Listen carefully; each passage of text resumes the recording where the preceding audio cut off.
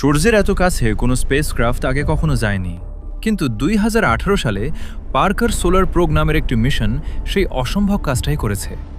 এই স্পেসক্রাফটের মূল লক্ষ্য ছিল সূর্যের সবচেয়ে বাইরের স্তর করোনার ভেতর দিয়ে উড়ে গিয়ে কিছু বড় রহস্যের উত্তর খোঁজা, যেমন কেন করোনার টেম্পারেচার সূর্যের পৃষ্ঠের চেয়েও বেশি। পার্কার সোলার প্রোব অবিশ্বাস্য গতিতে চলতে পারে। এর স্পিড ঘন্টায় 7 লক্ষ কিলোমিটারেরও বেশি, যা এটিকে মানুষের তৈরি সবচেয়ে দ্রুতগতির অবজেক্টগুলোর একটি বানিয়েছে। সূর্যের প্রচণ্ড হিট থেকে বাঁচতে এর সামনে রয়েছে একটি বিশেষ হিট শিল্ড।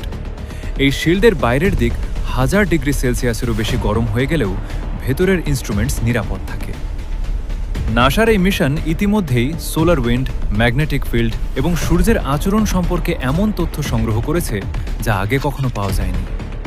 প্রতিবার সূর্যের আরও কাছে যাওয়ার সঙ্গে সঙ্গে পার্কার সোলার প্রোব আমাদের নিজস্ব নক্ষত্রকে নতুনভাবে বুঝতে সাহায্য করছে।